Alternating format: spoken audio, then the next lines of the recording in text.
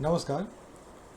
आज हम लोग बात करने जा रहे हैं स्टेट एग्ज़ाम के बारे में, जो कि आपका उसका नोटिफिकेशन आने वाला है। अभी तक नोटिफिकेशन आया नहीं है, लेकिन जो हमारे जितने भी नए जो परीक्षा में शामिल होने वाले परीक्षार्थी हैं, उनको थोड़ा सा इसके बारे में जानकारी दे दिया जाए कि इसका पैटर्न क्या होता है और कैसे इसका एग्ज़ाम होता है, क्वेश्चन किस तरह का आता है और हमें किस तरह से इसकी तैयारी करनी चाहिए।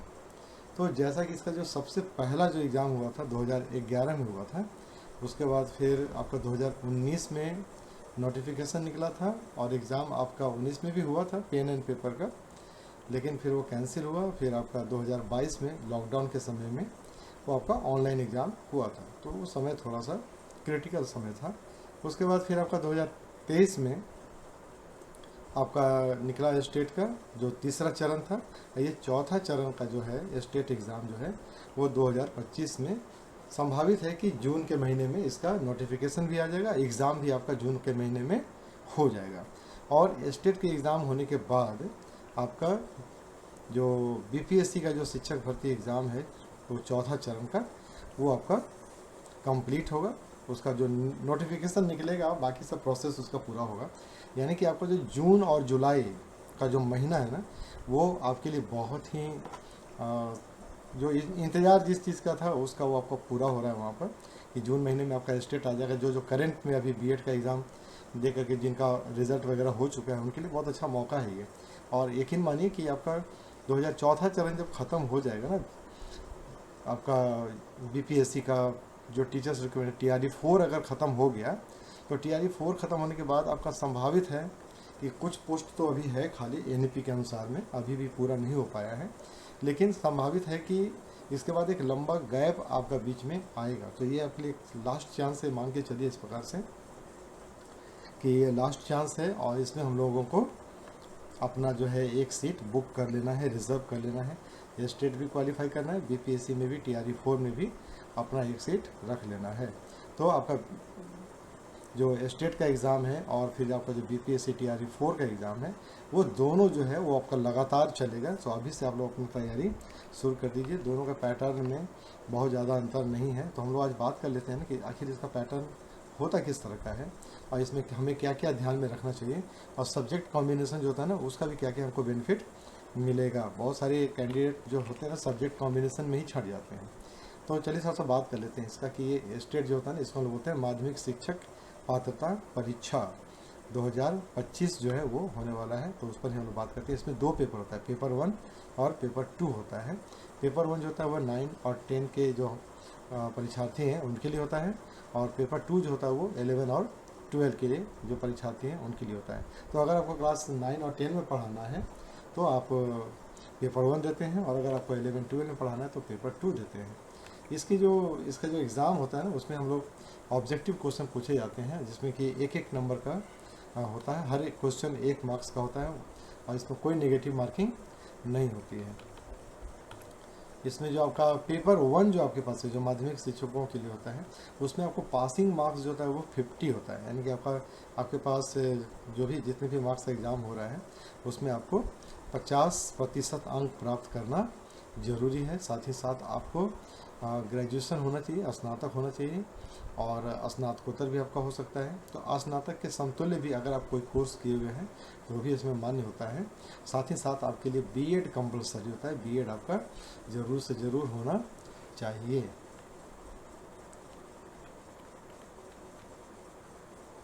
किसी मान्यता प्राप्त विश्वविद्यालय से स्नातक अथवा स्नातकोत्तर में कम से कम 45% अंक के साथ साथ आपको जो है आप अधिसूचित राष्ट्रीय अध्यापक शिक्षक परिषद मान्यता प्राप्त कोई भी जो है उससे आपके पास बीएड होना चाहिए। तो ये आपके पास है, ये आपके लिए अर्हता है ये कि 45% पर भी आप इसमें एलिजिबल हैं, लेकिन आपको पास करने के लिए 50% मार्क्स चाहिए होता है। तो ये जो बीएड की बात कर रहे हैं यहाँ पर, बीएड जो है बीए बीएड बीएससी बीएड ये 4 साल का भी आजकल चालू हो चुका है, अभी नया हुआ है। तो इसमें भी आपके पास है कि आप इसको भी कर सकते हैं। आपके पास 2 साल का भी बीएड होता है, तो दोनों में से आप हैं। शारीरिक शिक्षक के लिए जो है आपके पास से 50% उनको भी पासिंग के लिए करना है, 45% उनका भी होना चाहिए जहाँ से भी उन्होंने अपना फिजिकल एजुकेशन का जो कोर्स किया है। तो फिजिकल एजुकेशन का जो कोर्स होता है ना, वो एसोसिएशन ऑफ इंडियन यूनिवर्सिटीज़ अथवा इंडियन ओलंपिक एसोसिएशन द्वारा मान्यता प्राप्त होना चाहिए। ये आपको हमेशा ध्यान में रखना है कि हम जिस यूनिवर्सिटी से भी अगर करते हैं पीएचडी कर सॉरी हम लोग बीपीएड करते हैं, ठीक है, तो वहाँ से आपके पास है कि ये जो है आपका एसोसिएशन ऑफ इंडियन यूनिवर्सिटी और फिर इंडियन ओलंपिक एसोसिएशन द्वारा मान्यता प्राप्त होना चाहिए। ये आप लोग को खास करके ध्यान देना पड़ेगा। इसमें 45% अंक सहित स्नातक उपाधि तथा राष्ट्रीय अथवा राज्य अथवा अंतर विश्वविद्यालय खेलकूद अथवा खेल प्रतियोगिता में सहभागिता होनी चाहिए। ठीक है, अगर आपके पास ये भी है तो आपके लिए प्लस पॉइंट है ये। प्रतिनियुक्त सेवारत अभ्यर्थी जो आपके पहले से ऑलरेडी टीचर हैं उनके लिए भी 45% है, और उनको जो भी उनके पास होगा 3 साल का एक्सपीरियंस होना चाहिए। 45% अंक के साथ साथ शारीरिक शिक्षा में स्नातक अगर आपने किया है तो आप भी इसके लिए भी एलिजिबल हैं। अगर आपने कोई सब्सिडरी पेपर रखा है ना, फिजिकल एजुकेशन सब्सिडरी पेपर रखा है और 40% के साथ अगर आपने स्नातक कंप्लीट किया है तब भी आप इसके लिए भी एलिजिबल हैं। इसमें अलग अलग तरह का बहुत सारा इसमें एलिजिबिलिटी दे दिया है आपके पास। इसको आपको सही ढंग से पढ़ना होगा, पढ़ करके आपको अपने लिए उचित जो भी आपका जो क्राइटेरिया है उसको आप समझिएगा। इसमें कि शारीरिक शिक्षा में 3 वर्ष की अवधि का स्नातक अथवा बीपीएड होना चाहिए। ठीक है, तो ये भी है, अगर आप बीपीएड कर लेते हैं तो बीपीएड कहीं कहीं पर 1 साल का भी होता है। ऐसा स्नातक जिसने खेलकूद में राज्य या विश्वविद्यालय का प्रतिनिधित्व किया हो। आप किसी भी सब्जेक्ट में आपने ग्रेजुएशन किया है, लेकिन अगर आप खेलकूद में किसी अपने राज्य का प्रतिनिधित्व किए हैं या फिर विश्व यूनिवर्सिटी का आपने अगर रिप्रेजेंट किया है, यूनिवर्सिटी की तरफ से खेले हैं या फिर राज्य की तरफ से खेले हैं, तब आप उसके लिए अप्लाई कर सकते हैं। इसके लिए आप एलिजिबल हैं। साथ ही साथ ऐसा ग्रेजुएट जिसने अंतर कॉलेजिएट खेलकूद यानी कि इंटर कॉलेज में अगर पहला, दूसरा, तीसरा स्थान प्राप्त किया है, देखिए याद रखिएगा, ये बहुत मज़ेदार है कि किसी भी सब्जेक्ट में ग्रेजुएशन है, लेकिन होता क्या है कि बच्चे जो होते हैं वो खेलकूद में इंटरेस्ट रखते हैं, एथलेटिक्स में इंटरेस्ट रखते हैं, गेम्स में इंटरेस्ट रखते हैं, तो अगर वो कॉलेज को रिप्रेजेंट कर रहे हैं, ठीक है, तो उनके लिए भी बहुत अच्छा है कि अगर आपने कॉलेज को रिप्रेजेंट किया है, स्टेट को रिप्रेजेंट किया है और उसमें पहला, दूसरा, तीसरा स्थान प्राप्त किए हैं, साथ ही साथ अगर आपके पास एनसीसी का सी सर्टिफिकेट है, तब भी आप जो है इस पोस्ट के लिए एलिजिबल है, यानी कि आप स्टेट दे सकते हैं फिजिकल एजुकेशन का। हाँ, अब यहाँ पर एक चीज़ और भी दे दिया कि राष्ट्रीय अध्यापक शिक्षा परिषद द्वारा मान्यता प्राप्त किसी भी संस्था से आप शारीरिक शिक्षा में 1 वर्ष का अवधि का स्नातक बीपीएड किए होंगे, तब आप इसके लिए भी एलिजिबल हो जाते हैं। म्यूजिक टीचर के लिए बहुत अच्छा है कि 50% अंक के साथ किसी भी मान्यता प्राप्त विश्वविद्यालय अथवा मान्यता प्राप्त बोर्ड या संस्थान से संगीत शिक्षा में स्नातक उपाधि प्राप्त किए हैं, तो आप इसके लिए एलिजिबल हो जाएंगे।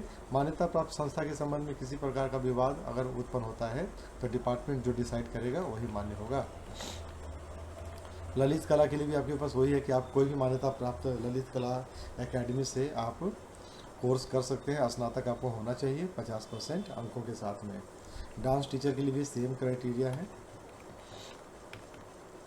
विशेष विद्यालय अध्यापक स्पेशल एजुकेटर जो होंगे उनके लिए है कि 50% अंकों के साथ न्यूनतम ये है किसी भी मान्यता प्राप्त विद्यालय से, विश्वविद्यालय से स्नातक की उपाधि आपको मिलनी चाहिए। साथ ही साथ भारतीय पुनर्वास परिषद से मान्यता प्राप्त संस्थान से विशेष शिक्षा में, स्पेशल एजुकेशन में बीएड के साथ साथ भारतीय पुनर्वास परिषद के वैध CRR नंबर यानी कि आपका रजिस्ट्रेशन होना चाहिए।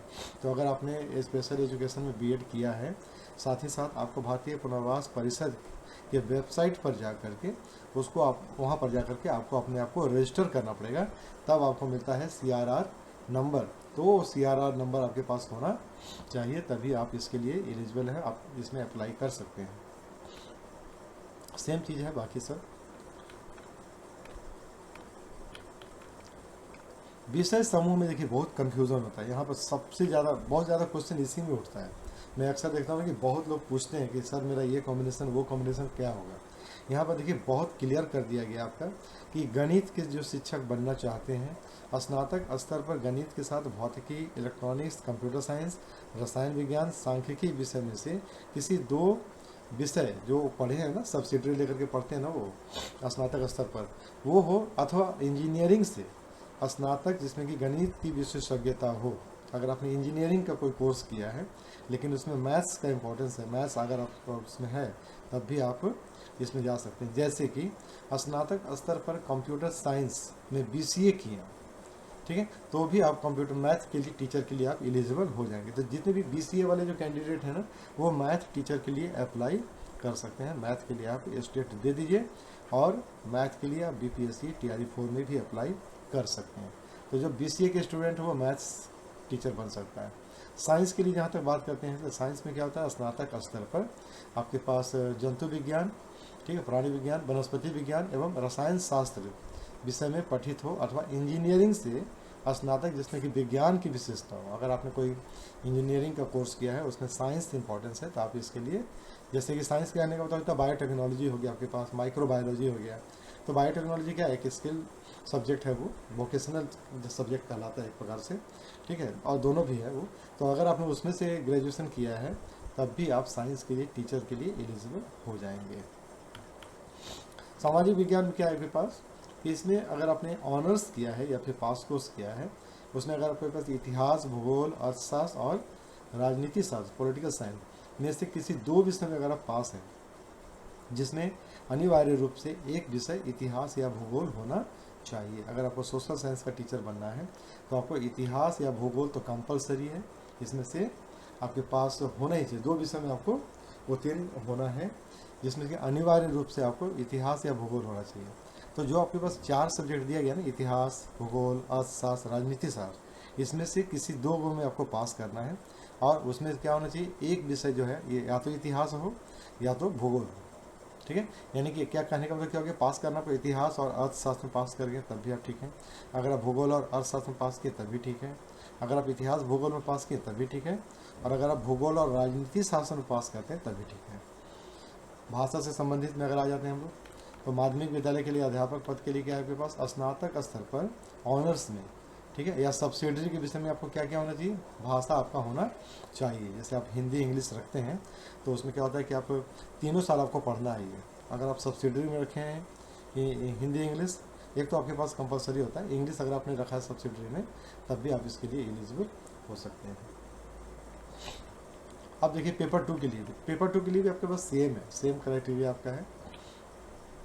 तो स्नातक के लिए क्या आपके पास स्नातक था, पेपर 1 के लिए स्नातक था, इसके लिए आपके पास स्नातकोत्तर है। पेपर 2 के लिए स्नातकोत्तर होता है, यानी कि MA का डिग्री आपके पास होना चाहिए प्लस BEd होना चाहिए। परसेंटेज आपके पास वही है, 50% पास करना आपको स्टेट के लिए और 45% आपका होना चाहिए स्नातकोत्तर में। तो जो भी आपके पास मास्टर डिग्री है उसमें आपके 45% मार्क्स होना चाहिए और आपको पास करने के लिए स्टेट 50% मार्क्स स्कोर करना पड़ेगा। बाकी जो क्राइटेरिया है वो सब सेम है, ऊपर के जैसा ही। कंप्यूटर साइंस जो सब्जेक्ट है यहाँ पर सबसे इम्पोर्टेंट है कि मुझे लगता है कि पूरे भारत में अगर कंप्यूटर टीचर की कोई भी वैकेंसी निकल रही है तो बिना BEd का, यानी कि जिनके पास BEd नहीं है वो केवल बिहार में ही अप्लाई कर सकते हैं कंप्यूटर साइंस टीचर के लिए। बाकी सभी जगहों पर कंप्यूटर साइंस टीचर के लिए भी BEd कंपलसरी कर दिया गया है। आप लक्की हैं, अभी भी आप लक्की हैं, जिनके पास BEd नहीं है वो कंप्यूटर साइंस टीचर बन सकते हैं बिहार में। इसके अलावा अगर आपको कहीं भी बनना हो, केंद्रीय विद्यालय संगठन या फिर नवोदय विद्यालय हो या फिर आपका कोई भी हो, वहाँ पर आपको BEd होना कंपलसरी आजकल कर दिया गया है। क्योंकि BEd अब NEP में ही कंपलसरी है, तो आप कोई भी सब्जेक्ट के टीचर हो आपको BEd करना पड़ेगा। इवन कि आप म्यूज़िक के भी होंगे तो आपको BEd करना पड़ेगा। इवन आप एडमिनिस्ट्रेशन में भी हैं, अगर आप असिस्टेंट कमिश्नर के लिए, ठीक है, या फिर किसी के लिए भी अगर एडमिनिस्ट्रेटिव पोस्ट के लिए भी भर रहे हैं तो आपको BEd करना पड़ेगा NEP के अनुसार।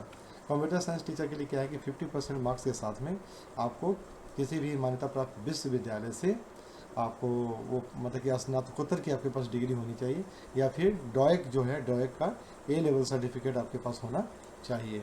या तो फिर ये कह रहा है कि आपके पास बीई कंप्यूटर साइंस आईटी या फिर बीटेक कंप्यूटर साइंस आईटी भी अगर आपके पास है तो आप भी इसके लिए एलिजिबल हैं, यानी कि बीई बीटेक वाले भी इसके लिए आ सकते हैं। इसमें कह रहा है कि किसी भी स्ट्रीम में अगर बीई या बीटेक किए हैं तथा कंप्यूटर में पोस्ट ग्रेजुएट डिप्लोमा है, एक बहुत अच्छा आपको बेनिफिट मिल रहा है यहाँ पर कि आपने बीई बीटेक किया किसी और सब्जेक्ट से, लेकिन अगर आपके पास पोस्ट ग्रेजुएट डिप्लोमा है, पीजीडीसीए है कंप्यूटर साइंस में, तब आप इसके लिए आप एलिजिबल हैं। अगर आपने एमसीए किया है तब भी आप इसके लिए एलिजिबल हैं। बीसीए किया है या फिर किसी भी सब्जेक्ट में आपने अगर स्नातकोत्तर किया है तब आप इसके लिए एलिजिबल हैं, कोई दिक्कत नहीं है।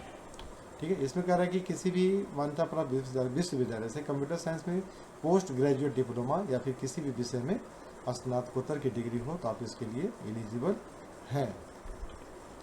ये कह रहा है कि डॉएक से अगर आप बी लेवल का सर्टिफिकेट अगर आपको मिल गया है तब भी आप इसके लिए एलिजिबल हैं, साथ ही साथ अगर आपके पास मास्टर डिग्री है तो। इसमें एक सबसे अच्छा चीज़ क्या दिया हुआ है कि यह है कि कंप्यूटर विज्ञान विषय के अभ्यर्थियों के लिए बीएड की योग्यता अनिवार्य नहीं है। ठीक है, तो ये आपके लिए बहुत अच्छा है, ये कहीं नहीं है, पूरे भारत में कहीं नहीं है।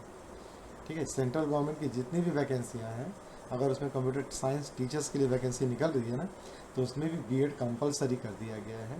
एक बिहार ही है जो आपको एक मौका दे रहा है लास्ट, आप इसको ले लीजिए और सीट बहुत है। अभी भी कई बार भी TRE 4 में भी मुझे उम्मीद है कि कंप्यूटर साइंस टीचर के लिए 6-7 हज़ार के आसपास वैकेंसी निकलेगा ही निकलेगा, खासकर आपका 6 to 8 क्लासेस के लिए, मिडिल स्कूल के लिए वैकेंसी बहुत भयंकर निकलने वाला है, तो आप तैयारी कर सकते हैं उसके लिए। एग्रीकल्चर आपके पास है, संगीत है, आप इसमें देख भी सकते हैं। अब देखिए यहाँ पर क्या दे रहा है ना कि अगर आपको मतलब कि किसी पर्टिकुलर सब्जेक्ट के लिए 11-12 का टीचर बनना है तो फिजिक्स का अगर आप बन रहे हैं तो physics, electronics, applied physics, nuclear physics, कोई भी आपके पास सब्जेक्ट जो है ना पोस्ट ग्रेजुएट लेवल का या कोई भी सब्जेक्ट आप इसमें किसी में भी आप कर सकते हो मास्टर डिग्री। केमिस्ट्री के लिए केमिस्ट्री और बायो केमिस्ट्री है, इकोनॉमिक्स के लिए economics, applied economics, business economics है।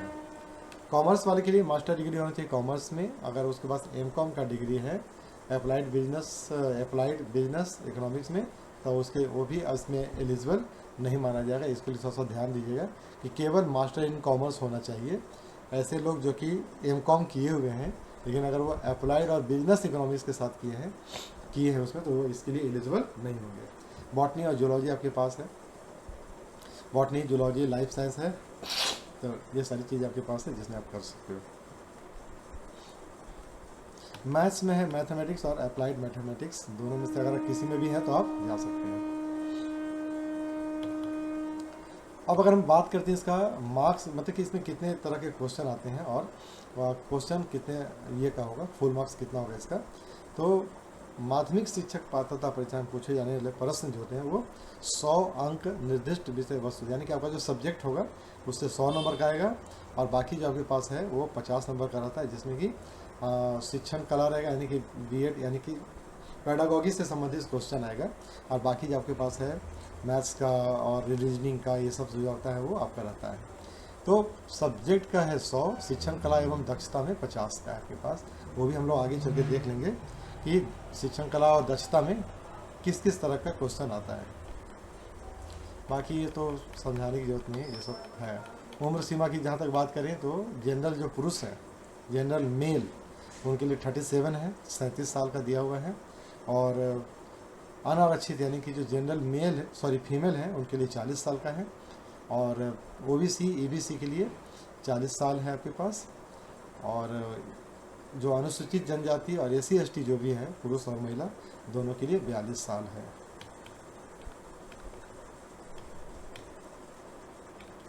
इसमें जो पासिंग मार्क्स जो आपको दिया हुआ है ना वो अच्छा है, वो बहुत ज़रूरी है समझना आपके लिए कि सामान्य कोटि के जो हैं उनके लिए 50% मार्क्स है। आपको अगर स्टेट एग्ज़ाम दे रहे हैं तो 150 में 50% आपको मार्क्स लाना होगा पास करने के लिए।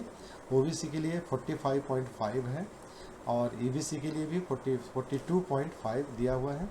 अनुसूचित जनजाति के लिए 40% है, महिला के लिए 40% है और दिव्यांग के लिए 40% है। सामान्य में केवल पुरुषों के साथ ही थोड़ा सा है कि आपको 5% का मतलब आपको अपना दिखाना पड़ेगा थोड़ा सा। जनरल की जो महिलाएं हैं उनके लिए भी 40% ही है, तो बहुत ही मज़ेदार है। इसीलिए आप देखेंगे ना कि TRE 1, TRE 2 और TRE 3 महिला जो कैंडिडेट है ना उनकी संख्या बहुत ज़्यादा है, क्योंकि उनके लिए सीट ऑलरेडी फिक्स कर दिया गया कि आपका रिज़र्व है ही। तो कमाल की बात है कि BPSC के माध्यम से भी बहुत कम स्कोर में भी महिला कैंडिडेट बहुत ज़्यादा अपॉइंट हुई हैं अभी। और कम की अगर बात करें ना तो बहुत ही कम पर स्कोरिंग हुआ है। तो खैर कोई बात नहीं, वो तो नीति है बना हुआ, जो इंस्ट्रक्शन है, जो गाइडलाइन है, उसी के अनुसार सिलेक्शन हो रहा है सभी का। वैसे भी जो जीत गया, जो जीता वही सिकंदर होता है। और ये जो आप स्टेट का जो आपको जो सर्टिफिकेट मिलेगा पासिंग का, वो आपका लाइफ लॉन्ग रहेगा। वो आपका उसका कोई एक्सपायरी वगैरह नहीं है। आपका जो फर्स्ट जो हुआ था स्टेट का एग्ज़ाम हुआ था ना 2011 में, उसकी एक्सपायरी डेट बनाई गई थी, लेकिन बाद में उसको हटा दिया गया था। वो 5-7 सालों के लिए वो था वैलिड, उसके बाद वो ऑटोमेटिक स्वतः हट जाता है, मतलब ख़त्म हो जाता है उसकी मान्यता। लेकिन बाद में उसको हटा लिया गया। सारे के सारे जो सर्टिफिकेट हैं आपके स्टेट के वो लाइफ लॉन्ग रहेंगे। फ़ी की जहाँ तक बात है, वो पिछले साल का वो आपका है जनरल वालों के लिए पेपर 1 और पेपर 2 पे। अगर एक पेपर के लिए तो 960 है, 960 रुपये है, दोनों के लिए 1440 है। SC ST और दिव्यांग जनों के लिए 760 रुपये है एक पेपर के लिए, दोनों के लिए 1140 है। बाकी नॉर्मलाइजेशन का है, ये सब आपको अभी जानने की इसका ज़रूरत नहीं है। हो सकता है ये चेंज भी हो जाए। भरने का जो तरीका होता है वो आपका जब निकलेगा तो आप देखेंगे, हो सकता है चेंजेस भी रहे, बहुत सारी चेंजेस भी होता है। इसको लेकर के चलने का कोई ये नहीं, मोटा मोटी हम लोगों को समझ में आ गया है। फॉर्म भरते समय आप लोगों के पास क्या क्या होना चाहिए ये भी बहुत ज़रूरी होता है।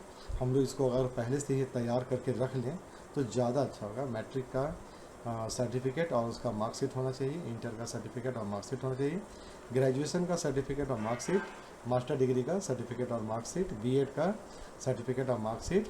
इसके अलावा अगर आपके पास कोई और भी शैक्षणिक योग्यता है तो उसका भी आप ले सकते हैं, क्योंकि अभी जो आप अप्लाई करते समय जो भी क्वालिफिकेशन आप डालेंगे वही आपका रह जाएगा। बाद में जो क्वालिफिकेशन ऐड करवाना चाहेंगे आप तो उसके लिए बहुत प्रोसेस होता है। अगर आप किसी कैटेगरी से आ रहे हैं तो आपको अपने कैटेगरी का क्रीमी लेयर का बनवा करके रखना पड़ेगा OBC वालों के लिए। और जो भी हैं दिव्यांगजन अगर दावा कर रहे हैं तो वो भी अपना सर्टिफिकेट बना करके रखेंगे।